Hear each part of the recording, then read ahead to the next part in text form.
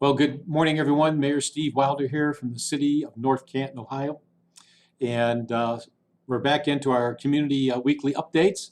Here we are, August 25th, 2021. Looking outside, sunshine, and I know it's been hot. So hopefully we're taking care of each other, watching our health.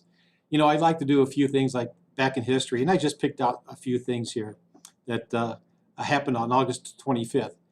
It was in 1915. Hurricane kills 275 people in Galveston, Texas.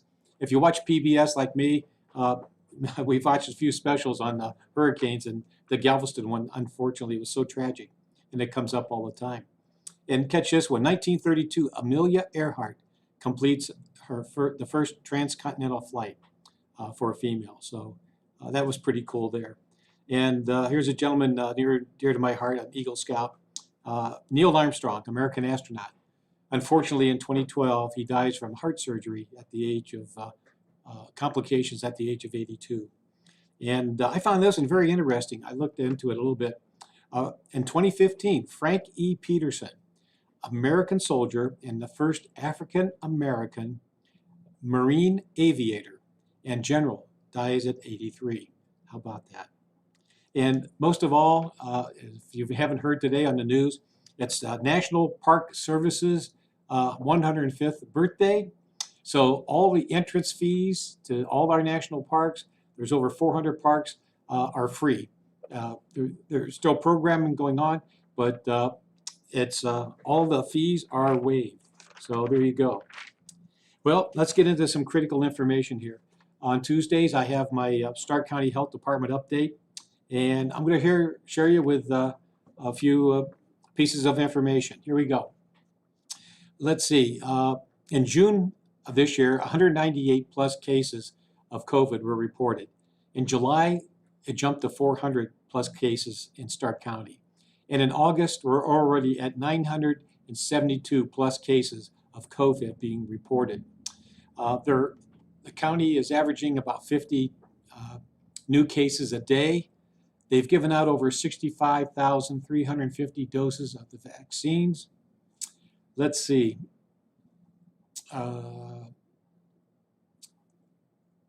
Stark County's reached about or a little over 50% of the population. And we're still averaging about 187 per 100,000 per capita for cases. The variant is still present. It's the Delta variant, and they are also in a staffing situation, and it's taken a hard toll on them in handling this for the last year and a half or so.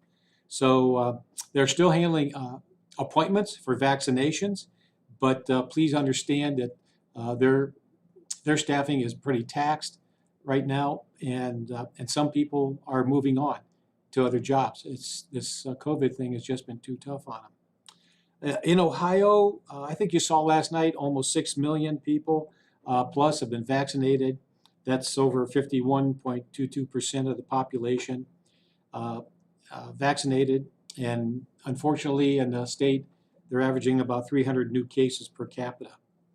So our reports from Alliance, Canton, and Massillon, they're all working hard on vaccinations. They're still trying to keep their clinics open and moving around, and could be in other colleges. But again, they're have some demands on their staff too, and this COVID thing is taking a toll on them. Report from Altman Hospital Group.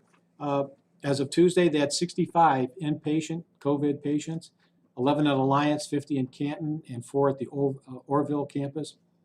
They had 16 people in ICU or critical care and 7 on ventilators. It's not good. They had 7 new cases just in the last 24 hours. And unfortunately, they have over 20 of their employees have been exposed or to COVID or may have COVID symptoms. And unfortunately for them, one of their employees has died as a result of COVID.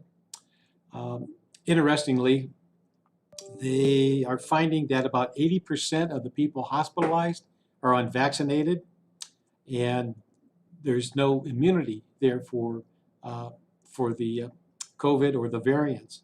They still, Albany still has some mobile clinics going on, so you can still always check at their Jackson Township campus. We have one here at the North Canton Medical Group or Altman North, and let's see, and catch this, folks. They have over 112 open RN positions because of this pandemic. And the nurses are just getting worked. And so if you know of a nurse that's looking for a job, I would say apply at Mercy or Cleveland Clinic or Altman. But just an amazing fact that they're across all their campus, all right? There's open positions for assistants. Excuse me. On Mercy and Cleveland Clinic, they had 30 inpatient, 8 in ICU or critical care, 3 on ventilators, and unfortunately, they had 3 deaths over the weekend due to COVID. They have employees that are out right now, with 6 with COVID-type behaviors. Again, they're facing a staffing shortage too. As we're learning about this, it is a new illness still, folks. I know the vaccines have been out for a while, but I think all of our medical professionals are still learning as we go. So it's just a very demanding issue. I want to share something too with you. I just received this. It's about to all of our COVID-19 providers. But there's been some discussions about boosters, and I'm just going to read verbatim what I received here about booster doses. The COVID-19 vaccines continue to be remarkably effective in reducing the risk of severe disease, hospitalization, and death, even against the widely circulating Delta variant. Although that is the CDC or the Ohio Department of Health on this one, continue to see stable and highly effective protection against hospitalizations and severe outcomes for people who are fully vaccinated, we are seeing a decrease in vaccine effectiveness against the infection.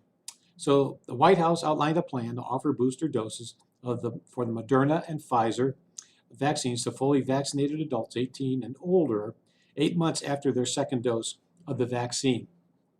Now, this plan would tentatively begin on September the 20th for those Americans who received the first doses of the mRNA vaccines in the winter, including older Ohioans, and those in long-term care facilities and healthcare workers.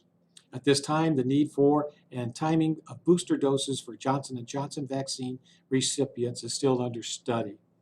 And the plan is still contingent on recommendations from the CDC's Advisory Committee on Immunization Practices and approval by the FDA. So it looks like booster shots are coming for us, and I just wanted to make sure you're aware of that. I think the message continues to be practicing those 4 things that we've always done: wash our hands, watch our physical distancing, wearing a mask when you're real close or indoors, or if there's space, then you're okay. But I don't guess, the main thing would be it's your decision, but it seems like vaccinations are still the way to go. Let's get into some city government work. Folks, you can always go to our northcantonohio.gov website, and there's a lot of information in there, our community alerts and other information that you might want to look at. Recently, we just completed our survey for our citizenry, and if you go into our website, northcantonohio.gov, and you look under community, scroll down and look for under information, you'll be able to see that the community survey will be posted probably within the hour. We're just getting that updated right now, and I think we're putting it in right now. So it'll give you an idea of some of the things. For the most part, I think the city's moving forward. Yes, there's suggestions, but keep in mind, we've gone through an unprecedented year, I think, in city government with the pandemic. And I believe we've done as good a job as we could in handling that and delivering all of our services, not only satisfactory, but oftentimes exceptionally. So I understand there's suggestions, there's things that we can work on, but and there's other things, in the world that is affecting us, I know. So let's get into that. Here's one of the items that you can find when you go to it. We have an updated legislative bulletin that you'll be able to follow, and we try to get that out now. Our clerk of council, Ben Young, gets that out after every legislation. So it's good information on what ordinances, what was discussed, what's been adopted, and also for upcoming meetings. And let's just go over that right now. There's no meeting on the 30th of August, and there's no meeting for Labor Day. But we do have a committee of the whole city council on the 13th, and there will be an opportunity for, again, for public comment on some of the new zoning things that we're upgrading. So September 20th as committee of the whole, there's no public comment there. And then on September the 27th, city council opportunity for public comment. So if you're looking for any of our legislative updates, just go to our website. Also, you're going to find the City Connection. One of the comments that actually we put this out before the survey, but we had survey information on there, is the possibly going back to a newsletter. I didn't do it right away when I got in office. I had a lot of other things on my plate, just navigating COVID and getting situated in the office. But it's a nice summary if you want to go in. It's the City Connection.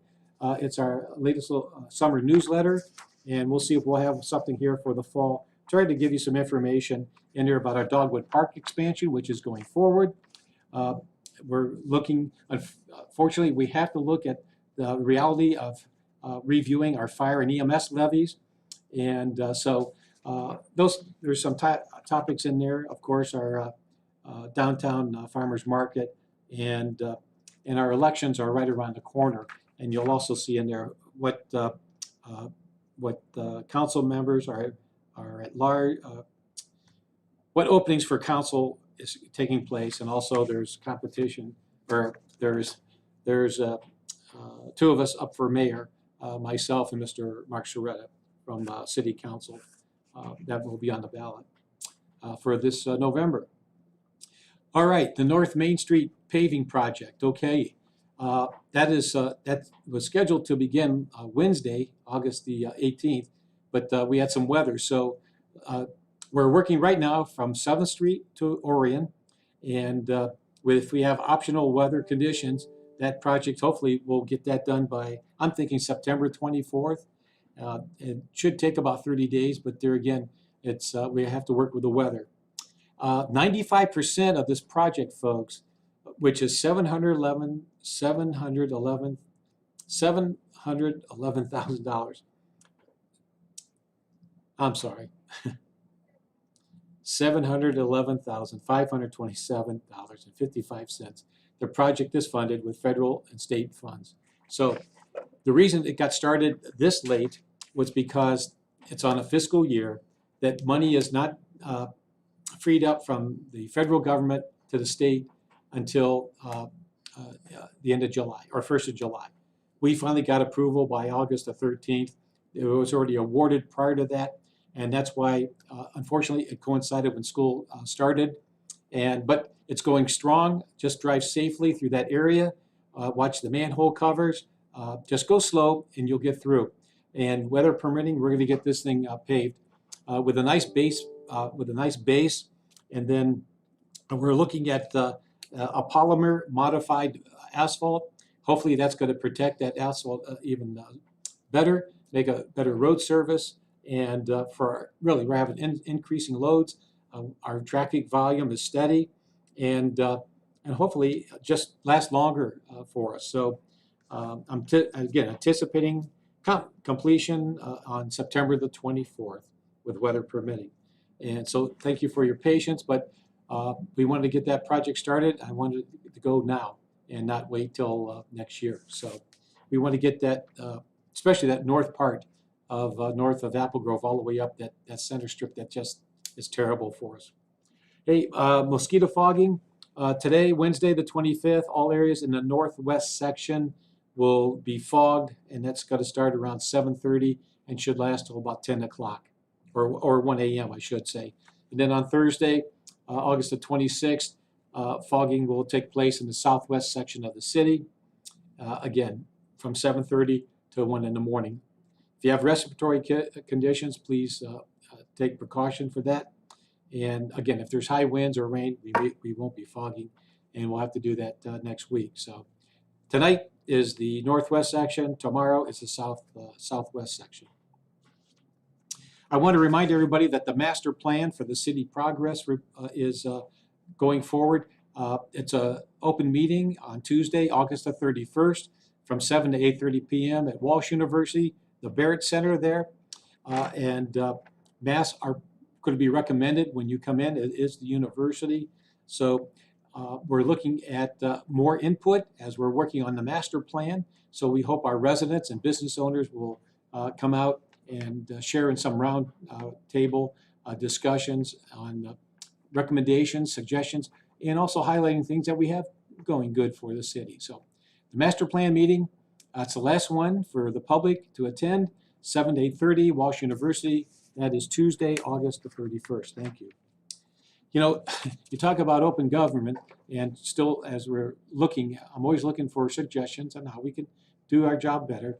North Canton, we've opened up a town hall portal, and again, that's on our website at northcantonohio.gov, and you can check out a number of things from not only our community survey, but you can also enter your email and subscribe to notifications for new surveys, ideas, and opportunities for comment, which are posted and you can provide feedback for. So North Canton's Open Town Hall, it's all on our website.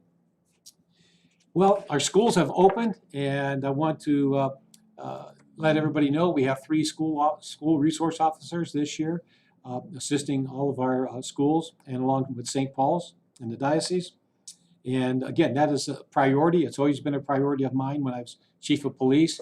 I was one of our first school resource officers, and it was one that I wanted to make sure that we kept going when I made chief. But we have 3, and we're very fortunate to have Officer Mike Ataya, Officer Nick Kukulis, and Officer Phil Taylor helping us out with our schools. So you're going to see those 3 officers in and around our schools at one time or another. So hopefully we won't have any issues, but they're 3 good guys that are good officers that'll be out there in our schools. All right, the other thing is this, school bus traffic laws, all right? School's in session. So our school buses are out right now. I'm gonna go through this one more time with you. All right, on 2-lane roads. So for 2-lane roads, all traffic must stop for a school bus, no matter which direction it's traveling. And the traffic stop must be at least 10 feet away from any school bus, whether coming from its front or from its rear. 2 lanes, you've got to stop, coming or going or following. Now, when you resume travel, okay, in Ohio, traffic can't commence until the bus remains movement or until it's waved on by the school bus driver, which that has occurred.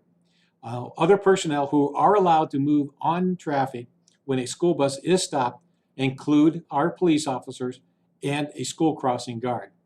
So just so you know.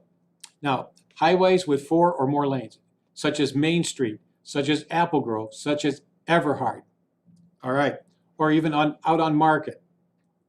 On roads with 4 or more lanes, only traffic moving in the same direction as the bus must stop when the school bus stops to release its passengers or to board its passengers. The traffic coming from the opposite direction doesn't have to stop in those instances. Remember, we're talking 4 lanes. To facilitate this law, children are dropped off on the same side of the road as their residents. And we've been doing that for years. So they won't have to cross the street. 3 lanes or less, you gotta stop. 4 lanes or more, if you're oncoming, you don't have to stop. But if you're following, then you have to stop. Now, in divided highways, such as Route 30 or Route 62, divided highways are treated the same as 4 or more lanes. Oncoming traffic doesn't have to stop, regardless of how many lanes of traffic there are. But moving in the same direction still has to stop. And traffic, again, must stop at least 10 feet from the front or the back for the bus. And waiting for a school bus can take a while in some cases. we may have some children with a disability that might take a long time to get on the bus. And that's because, according to Ohio law, the bus driver must wait to resume its travels until all exiting passengers are safe distance away from the bus or are seated.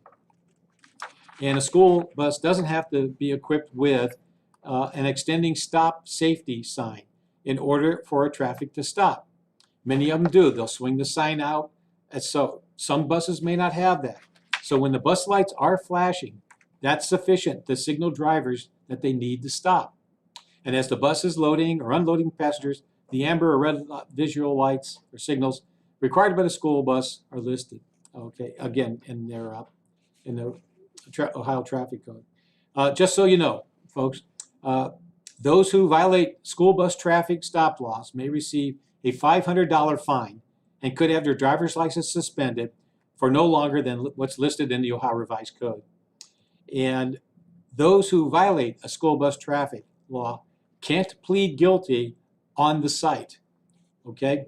You have to appear in court. You'll be required to appear in court for that. So just one other thing here for you. On East Maple Street, that's 3 lanes, all right? You've got to stop oncoming and following, just so you know that. And be careful out there. We have kids riding their bicycles still to school. We have our walkers out there. So please, when you're making a turn, right or left, always look out, make sure there's no pedestrian or bicyclist, crossing. They don't always ride on the road, they're on the sidewalks. So watch out, pedestrian safety, bicycle safety, just drive safely and slowly, especially through the construction area. Folks, I had the distinct opportunity at the last football game there against Cleveland Heights. I was fortunate and honored to present 2 $500 scholarships to 2 scholar athletes from North Canton, Hoover High School. One is Angela Roshik, and the other one was Brockton Zarko. And they were both selected by the school administration and athletic staff for their academic achievements and sportsmanlike conduct. So Angela, I believe, was 3 sports: cross country, track, and basketball, I think, or softball.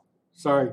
And then and Brockton was lacrosse and football. So thank you. Congratulations to them and thank you to the Spectrum Charter Communications for selecting our 2 students, their first ones out, to receive a $500 scholarship for their as a scholar athlete. Angela's basketball, sorry. I was honored to welcome the 74th season of the North Canton Youth Football Association and Cheer. That was at Memorial Stadium last Sunday at 5 o'clock.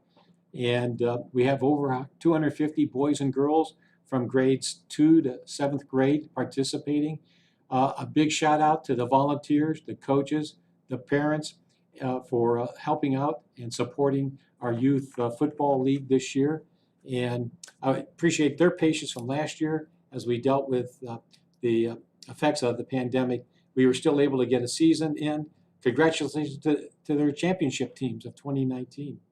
But I also want to make sure, those kids practice really hard, not only in football, but also those athletes that we also call that are in cheerleading. It's very athletic, and if you saw their routines that they were doing at the opening of the football season, they're quite some athletes. So they're great representatives of our community. So again, I hope they'll have fun, play safe, and don't get injured out there. But athletes across the board, whether you're a cheerleader or whether you're a football player, thank you very much. And again, coaches, parents, and Commissioner Pierpont, thank you very much for that. Let's see, just winding down here. In Stark County About magazine in the docket section, our North Canton Farmers Market was recognized, #1 at the top. Again, it's today from 3 to 6 at 1447 North Main Street, the old Kmart property. And again, folks, come on out. You want vegetables, corn, honey, cheeses, eggs, mushrooms, coffee. What else I got? Live plants, flowers, fresh breads, herbs, spices, sauces, preserves, jams, and jellies. So they have and books, okay, and our libraries there and other people. So come on out. It's a great time. It's been very 22nd and 29th, just so you know, coming up. And don't forget to visit our North Canton Library. They've started off their new season here, beginning on Tuesday, September the 7th. They're going to have some new hours, Monday through Thursday, 10 to 8, Fridays 10 to 6, Saturdays 10 to 4. They have all kinds of programs for youth and active adults. So just visit the North Canton Library. Same goes for our YMCA, our community center here, our community building. They have fall programs for youth and adults also. So patronize those places. We have a lot of our small businesses are rebounding. I know the Main Street Festival was very successful for our participants and for our vendors. There's a couple suggestions that we learned, but I appreciate everybody who came out. It was very, the door was worked well, the downtour outdoor refreshment area. So I can't wait till next year, and we'll see if we can have a few more things, coming up next spring. But thank you very much. It was good for all those who attended, and I know several of our local businesses exceeded their expectations to help them financially, not only for their employees, but for the business itself. Folks, all I can ask of you is to continue to care for one another. Patronize, help out at our food and care pantries here through our faith-based communities, our churches. Just be safe. Let's get through this fall. Be as safe as we can. I know I sound like a broken record. When in doubt, wear a mask. Okay, it's always been optional, and I know that's a very controversial issue, but think about your own safety and also about the others too that you'll be around. I can't thank you enough for your support. I'm very grateful to have been to serve as your mayor, and that's about it. Mayor Wilder here. Thank you very much for your attention. I know I went a little long today, but a lot to cover. We'll see you next Wednesday, 11 o'clock. Stay safe, keep well. Goodbye.